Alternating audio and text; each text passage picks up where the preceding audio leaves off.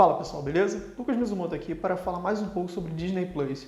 Após uma semana, depois desse hype, dessa coisa do lançamento, desse fuzuê todo, vamos pensar um pouco mais com calma e realmente chegar a uma conclusão. Será que esse serviço realmente vale a pena pra gente aqui no Brasil? É isso que eu quero falar com vocês hoje.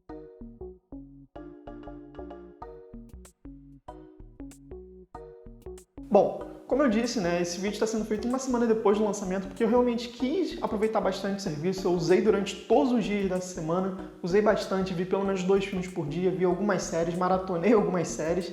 Então é para realmente ter uma experiência bem imersiva para chegar a conclusões com mais calma, para não ficar aquela coisa muito do calor do momento, da ansiedade e tal, que eu particularmente estava. E aí eu vou falar um pouco dos pontos positivos, os pontos negativos e algumas comparações em relação a outros serviços de streaming. E aí, se você achar que esse vídeo é interessante, talvez te ajude a assinar ou não o serviço. E se você achar realmente interessante, não deixa de dar um like, que ajuda pra caramba a gente, e compartilha para as pessoas também. Então, vamos começar pelas coisas boas do serviço, beleza? Bom, o primeiro ponto alto aqui, obviamente, é o catálogo da Disney. E quando eu falo do catálogo da Disney, obviamente, eu tô falando dos clássicos, as grandes animações, os musicais, enfim. Toda essa coisa que a Disney construiu e sedimentou o seu império, digamos, é o principal ponto aqui. Se você gosta de animações da Disney, seja das mais antigas, de princesas, Rei Leão, enfim, Mulan, até as coisas da Pixar, esse serviço obviamente vai te atrair. Afinal de contas, você só vai conseguir assistir esse tipo de conteúdo agora nesse serviço.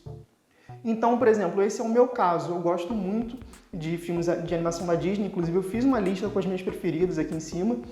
Mas se você não gosta tanto, já é um ponto que você tem que começar a considerar.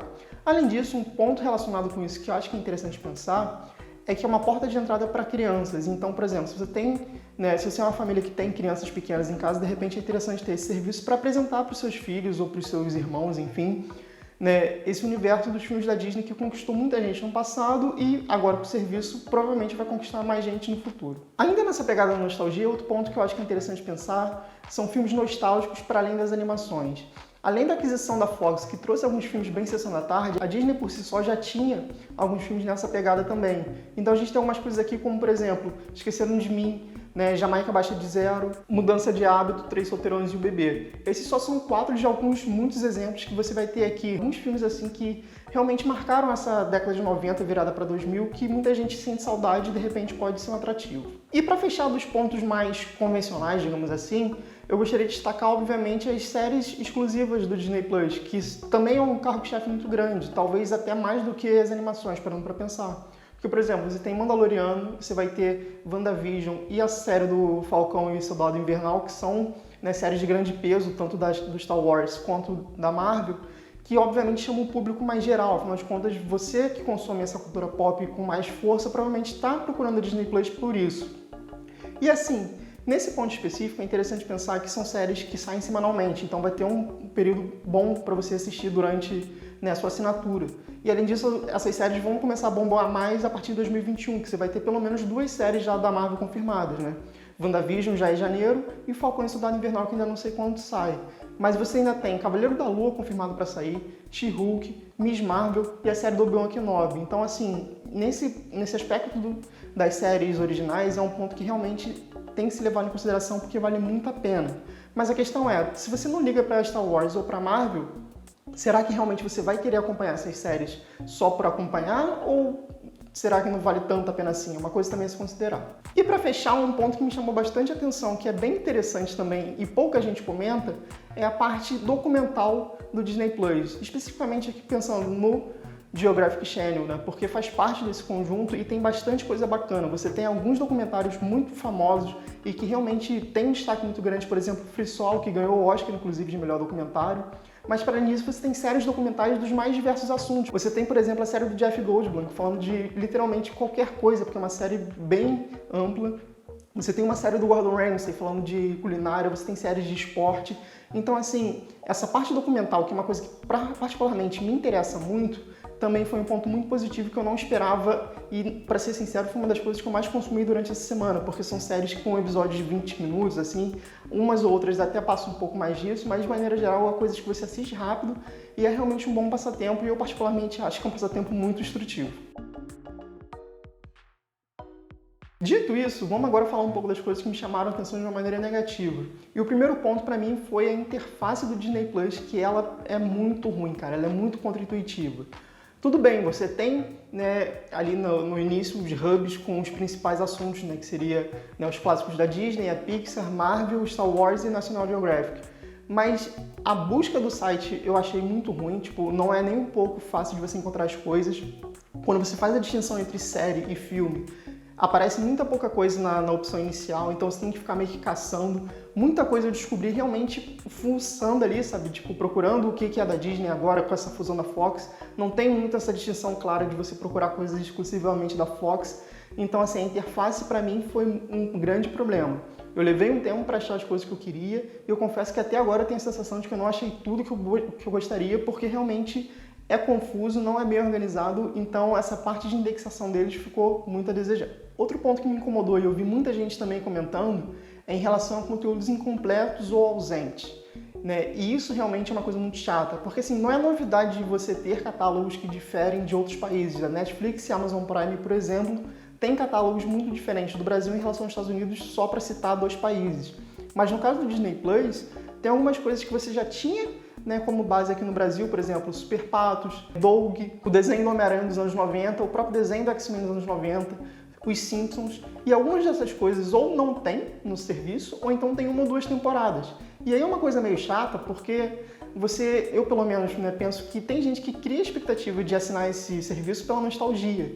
E quando você chega lá, vai assistir e não tem a série que você queria ver, não tem o desenho que você estava esperando ver, ou tem parte só dele, isso é uma decepção muito grande e realmente tira o público. Então, se você estava querendo ver algumas séries, dá uma procurada com calma para ver se realmente tem, porque pode ser que não tenha. Foi o caso, por exemplo, de muita gente com os Simpsons, que só tem 2 temporadas, que são temporadas de 29 e 30. E tinha muita gente que estava contando de ver tudo. E aí como é que fica, sabe, essa pessoa? Eu particularmente acho esse o principal problema. E para fechar, um outro problema muito grande, ao meu ver, é em relação ao conteúdo adulto. E aqui eu quero dizer realmente, né, filmes e séries que são para um público, digamos, acima de 14 anos, porque não está aqui no serviço.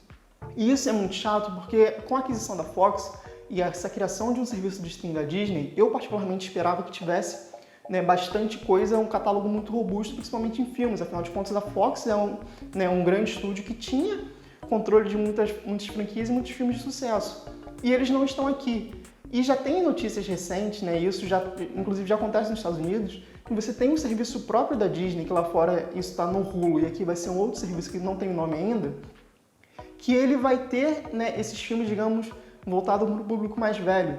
E aí eu particularmente fico chateado, porque vai ser um serviço a mais para você assinar e, na minha cabeça, isso acaba segregando o público. Porque se você não é uma pessoa que tem um apelo nostálgico com as animações, não tem por que você ter essa Disney Plus. É mais fácil você esperar sair o serviço que vai ter um foco maior em filmes mais sérios, mais adultos, digamos assim, e assinar só aquele. Então a Disney Plus pode acabar perdendo, né, esse fator de interesse para muita gente, porque, por exemplo, se você quer ver Alien, não vai ter aqui. Você quer ver Planeta dos Macacos, não vai ter aqui. Você quer ver Titanic, não vai ter aqui. Vai ter só no próximo serviço. Então talvez seja uma coisa de realmente esperar o que vai vir. E aí a Disney Plus deixa a desejar. Então, né, para fazer uma amarrada aqui com esses pontos positivos e negativos, né, umas considerações finais. Primeiro, eu acho que a Disney Plus tem sim o seu valor, né? Como eu disse, tem bastante conteúdo para quem gosta dessas animações, para quem tem esse fator nostálgico e realmente considera isso importante. Eu, por exemplo, fiz a assinatura, né, do plano anual com desconto, porque realmente me interessa, eu estou consumindo bastante, eu sei que vai ter conteúdo para eu consumir por um ano, então, nesse sentido, é um ponto positivo.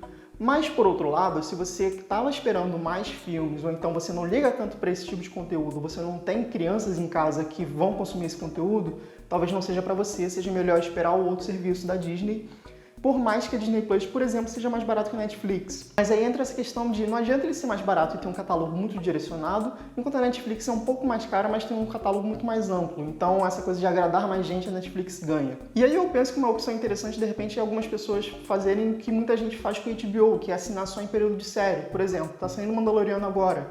Assina durante esse mês para você assistir Mandaloriano e depois cancela. Aí quando vier a WandaVision, você assina mais um mês. Sabe, eu acho que é uma estratégia interessante se você está pensando em ver só a série da Disney Plus. Que aí realmente você vai gastar durante um mês só, mas você vai consumir literalmente o que você precisa. E não vai ser aquele serviço que você vai pagar recorrentemente sem consumir muita coisa porque não tem tanta coisa. Então a conclusão que eu tiro disso tudo é o seguinte: se você gosta muito das coisas da Disney, das coisas clássicas, você realmente quer ter acesso a essas animações ou tem crianças que você quer apresentar essas animações, esse serviço realmente é para você. Se você gosta muito de Star Wars e Marvel e está ansioso para as séries e vai querer assistir essas séries, também é para você, embora eu acho que você possa adotar a estratégia que eu falei de assinar durante um mês só, durante a transmissão da série que você quer ver. Agora, se você quer um conteúdo mais generalista, se você quer ver filmes, né, com a pegada mais adulta, se você, né, procura realmente um conteúdo mais diversificado ou que tem atualização mais recorrente, aí não é muito a sua praia. Se você prefere uma biblioteca, digamos, com mais clássicos de maneira geral, eu particularmente acho melhor a Amazon Prime até pelo preço. Agora, se você quer uma coisa, né, realmente de lançamento semanal, né, filme novo, série nova toda semana, aí vai para Netflix. E você, já está assinando o Disney Plus? Pretende assinar? Continua querendo assinar depois de ver esse vídeo? Coloque nos comentários sua opinião sobre o vídeo e sobre esse conteúdo também. Não deixe de dar um like se você gostou e se puder compartilhar para outras pessoas. Não esquece também de se inscrever no canal porque ajuda muito a gente. É isso, galera. Um abraço e até a próxima.